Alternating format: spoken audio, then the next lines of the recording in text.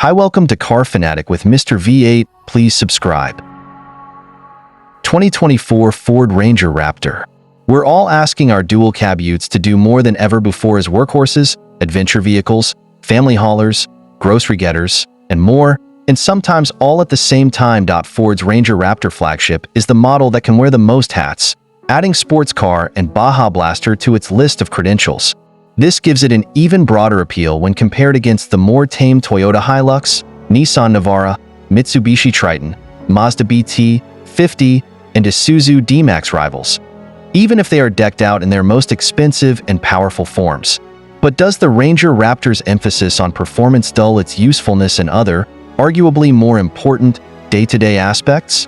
Instead of taking the Raptor blasting down a dirt track or jumping across sand dunes, my family and I have been living with Ford's flagship Ranger to see how it stacks up in a more mundane, but arguably more important, day-to-day setting. How much is a Ford Ranger Raptor? Since its launch in 2022, the Ford Ranger Raptor has crept up in price, but not by a massively egregious amount.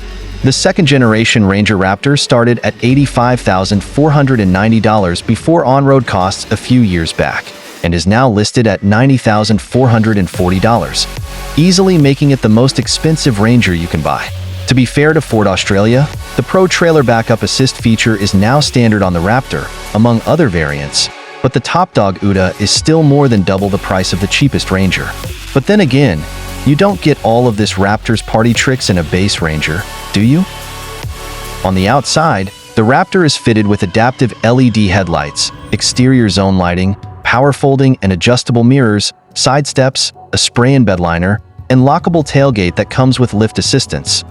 But inside, there's dual-zone climate control, rear air vents, and rear privacy glass to keep all occupants happy, as well as a leather steering wheel and shifter, keyless entry, push-button start, heated front seats, leather and suede accented cabin, power-adjustable driver's seat, interior ambient lighting, 5 USB charging ports, rain-sensing wipers, and a wireless smartphone charger to make life a bit more convenient. There's also a 12.4-inch digital instrument cluster that is customizable, as well as a 12-inch infotainment touchscreen with inbuilt satellite navigation, digital radio, and wireless Apple CarPlay/Android Auto connectivity. The Raptor is also fitted with 17-inch wheels wrapped in massive all-terrain tires, meaning it's nearly impossible to curb the wheels while parking. This test car is also fitted with a power roller shutter, adding $3,800 to the asking price, which, let's be honest, is essential for family buyers. Otherwise the pram, groceries, and school bags would get soaked in a downpour. Standing the Raptor apart from the rest of the Ranger lineup are fatter front and rear guards, a bulging bonnet, and a unique Ford-stamped front grille. The jacked-up ride height and off-road tires also make the Raptor look like a monster truck, which speaks to the little child hiding inside all of us. At the rear, there are also dual exhaust outlets, which sound absolutely awesome in their loudest setting. Is $90,000 too much for a family car? Probably. It really depends on your situation. But the Ford Ranger Raptor will do things other popular family haulers like the Toyota RAV4 and Mazda CX-5 cannot, like blast down a rough-shod dirt track or cart some furniture around. The Ranger Raptor can pull double duty as a family car during the week and an adventure vehicle during the weekend. So really it's like two cars for the price of one. Or at least that's how I justify it to my partner. The same can also be said of the likes of the Nissan Navara Pro 4X Warrior from $71,265 in automatic guise, Toyota Hilux GR Sport $74,310, and Jeep Gladiator Rubicon $87,250, all before on-road costs. But none of these rivals offer the same level of potent on- and off-road performance as the Ranger Raptor. How big is a Ford Ranger Raptor?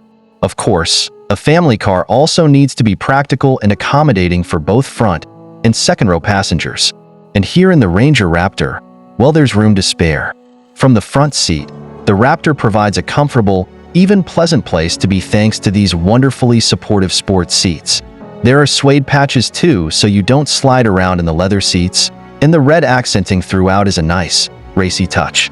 Storage options are also aplenty throughout the cabin, with door pockets that will take bottles, an underarm storage cubby big enough for snacks, cup holders for coffee, and a 2-tier glove box. In the rear, there is also heaps of room for adults, as well as space for car seats. But keep in mind that this is a dual-cab UDA, so installing a car seat isn't as simple as it is in a hatchback or SUV. The top tether anchor point is behind the backrest, so you have to try and get the hook in while the car seat is blocking you from easily accessing it. It really is a test of patience. In the back, there is also space for a bottle in the door, air vents to keep occupants cool, and a fold-down armrest. But the best thing about using the Raptor as a family car is that because it is so high, it makes taking kids in and out of car seats an absolute breeze. There's no leaning down and putting pressure on your back here. The kids' seats are at the perfect height for my 6-foot-tall, 183 centimeters, frame to not have to bend and strain with a wriggly child in hand. Just be mindful, though, as it can be easy to knock your legs on the side steps. A large part of the Raptor's appeal is the tray in the back, which will of course handle worksite tools, surfboards, and camping gear without much fuss, let alone your family's daily carry like the pram, nappy bag, and more.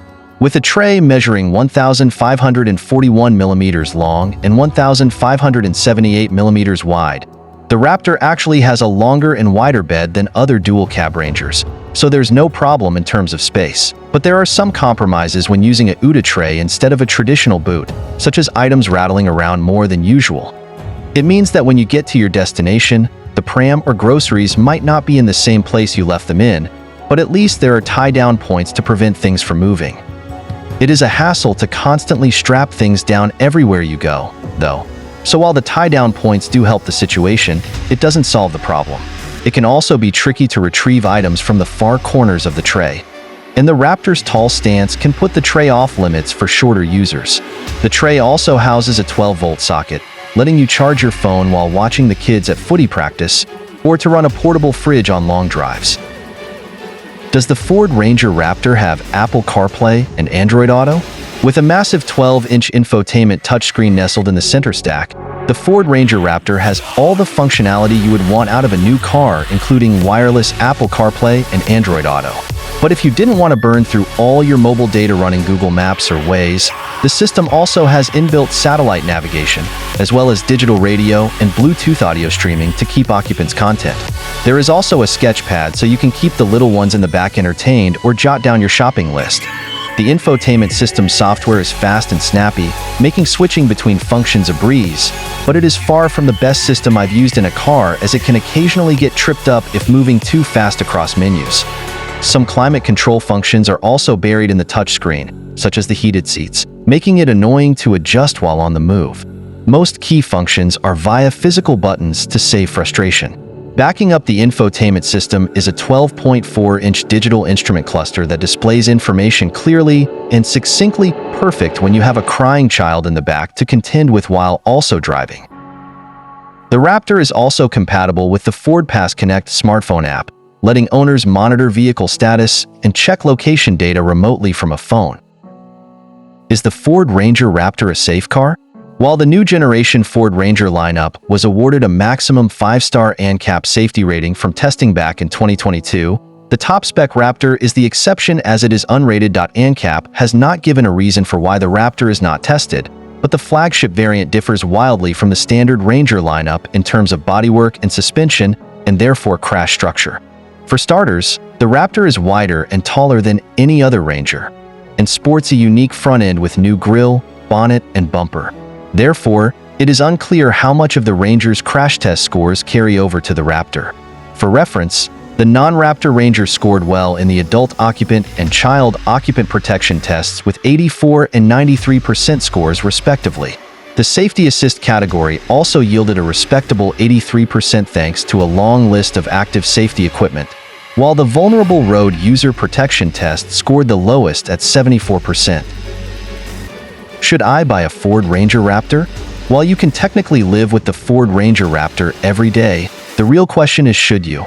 It's expensive, it's thirsty as heck, and without a traditional boot, your gear just ends up everywhere.